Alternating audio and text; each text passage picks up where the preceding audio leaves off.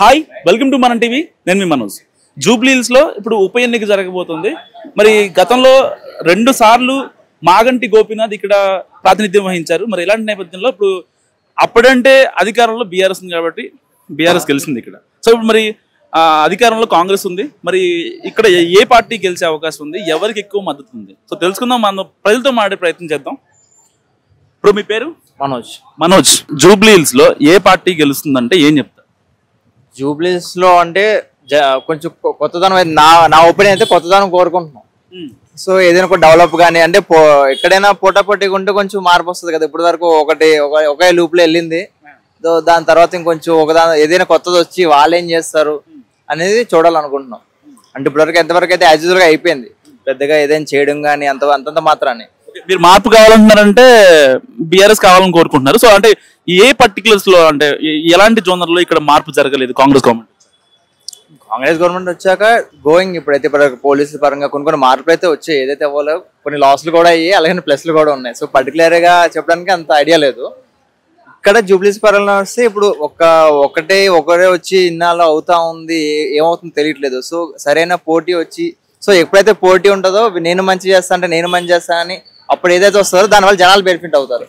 So ఒకరే చేశారంటే ఒకరే ఉన్నాడు నేనే గెలుస్తాను అంటే జనాలు కూడా ముందుగా ఇప్పటి నుంచి ఉన్నట్టుగా సర్లే కానీ అని కాకుండా, సో ఎవడు చేస్తాడు ఎవడేం చేస్తాడని పరిశీలించి ఎవడు ఏం చెప్తే ఏ నాయకుడు ఉన్నా ఎవరు ఏం చేస్తారని వాళ్ళు వస్తే ఇది చేస్తాం లేదంటే ఇది చెయ్యం అని వీళ్ళు చెప్తే వాళ్ళకి మాత్రం పోటీ సరైన పోటీ ఒకరొకరు తగిలితే సో దానివల్ల జనాలకు బెనిఫిట్ అవుతుంది. ఇప్పుడు ఆంధ్రాలో అయినా ఎక్కడైనా సరే ఎప్పుడైతే పోటీ స్ట్రాంగ్ ఉంటుందో పోటీ మధ్యన జరిగిన వల్ల ఒకటి లాస్ అవ్వాలి లేదా ప్రాఫిట్ అవ్వాలి. సో పాలిటిక్స్ లో జనాలకి ఏదో మంచి చేస్తేనే అవుతుంది కాబట్టి ఖచ్చితంగా ప్రాఫిట్ అవుతుంది. సో రోడ్స్ కానీ ఇక నాలాలు కానీ ఏదైనా కానీ సో ఒక బెనిఫిట్ కానీ ఒక పార్టీ చేంజ్ ఓవర్ వస్తే దాన్ని నెక్స్ట్ వీళ్ళు ఏం చేయాలనేది జనాలకి అర్థం అవుతుంది. సో ఎవడు ఏం చేస్తారని తెలుస్తుంది. అంటే ఇప్పటివరకు చారణాలు బట్టి ఒకటే ఉండడం వల్ల పెద్దగా తెలియట్లేదు, ఒక లూప్ లైన్ లో వెళ్తుంది. సో చేంజ్ వస్తే వాళ్ళు ఏం చేస్తారని చూడాలి. దాన్ని బట్టి ఎవరు ఉంటే ఎవరు కరెక్టా ఎవరు రాంగ్ అనేది కూడా తెలుస్తుంది. సో నేనైతే కొత్తగానే కోరుకుంటున్నాను. Thank you bro. Thank you. మీ పేరు? రాజగోపాలం. జూబ్లీ హిల్స్ లో నెక్స్ట్ ఏ పార్టీ గెలుస్తుంది అనుకుంటున్నాను? నెక్స్ట్ పార్టీతో అనేది సమస్య కాదు, ఇక్కడ కొన్ని చాలా ప్రాబ్లమ్స్ ఉన్నాయి. ఏ పార్టీ వచ్చినా సరే దీన్ని ఎవరు సాల్వ్ చేయలేకపోతున్నారు. అంటే నేను వస్తున్నా నేను చేస్తున్నా అనే సమస్య తప్ప ప్రాబ్లం అంటూ సాల్వ్ కావట్లేదు. అంటే ఇంతకుముందు బీఆర్ఎస్ వచ్చింది, నేను చేస్తున్నా మీకు ఎందుకు నేను అండగా ఉన్నాను. రేపొద్దున్న కాంగ్రెస్ వచ్చింది, కాంగ్రెస్ నేను చేస్తున్నా మీకు ఉన్నాం కదా మేము అని చూపిస్తుంది తప్ప ఇక్కడ ఎవరు అనేది ఒక ఇంతకుముందు మాజీ ఎమ్మెల్యే కానీ ప్రజెంట్ ఉండే మన ఎవరు ఎమ్మెల్యే ఆయన కూడా వచ్చి రావటం వెళ్ళిపోవడమే తప్ప ఇక్కడ ప్రాబ్లమ్స్ ఏవి సాల్వ్ చేయలేదు. వెంకటగిరి పరిస్థితి ఏంటంటే మరి దీనంగా ఉంది.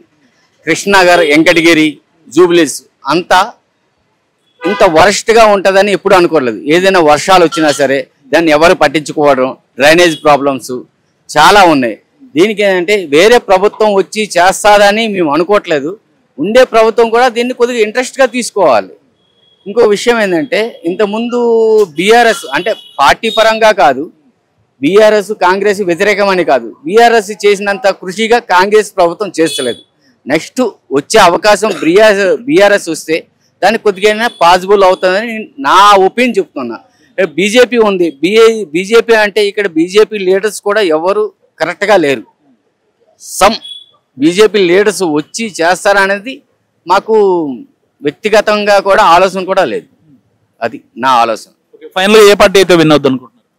బీఆర్ఎస్ అయితే ఓకే, బీఆర్ఎస్ ఫైనల్ గా. బాబాయ్ అయితే బీఆర్ఎస్ కావాలంటున్నారు. అమ్మా మీ పేరు? కవిత. ఓకే. జూబ్లీ హిల్స్ లో ఉప ఎన్నిక జరుగుతుంది కాబట్టి ఏ పార్టీ గెలిస్తే బాగుంటుంది అనుకుంటున్నారు? కాంగ్రెస్ పార్టీ, రేవంత్ అన్న. ఎందుకు? అన్ని పథకాలు చేస్తున్నాడు, లేడీస్ కి అంతా బాగా చేస్తున్నాడు, మహిళలకి బాగా చేస్తున్నాడు. అన్ని చేస్తామని పథకాలు ఇచ్చారు, అన్ని పథకాలు చేస్తామని మాట ఇచ్చారు, చేస్తున్నారు కూడా. మేము కాంగ్రెస్ పార్టీ, మాకు పోస్టులు ఉన్నాయి, మేము కూడా వెంకటగిరిలో. కానీ చాలా మంది చెప్తుంది ఏంటంటే అసలు ఏం చేయలేదు జూబ్లీ హిల్స్ కి కాంగ్రెస్ ఈ 1 year లో.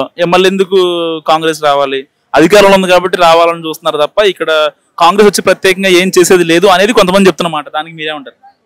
లేదు, చేస్తారు. ఎలక్షన్ల వరకు ఇంకా అయితేనే ఉన్నాయి. మేము డైలీ మీటింగ్లలోకి వెళ్తున్నాము, చేస్తారు తప్పకుండా అయితే. కాంగ్రెస్ వాళ్ళు లాభం ఏంటో మీకు? చెప్తున్నాను కదా, మహిళలకి అన్ని చేస్తున్నారు.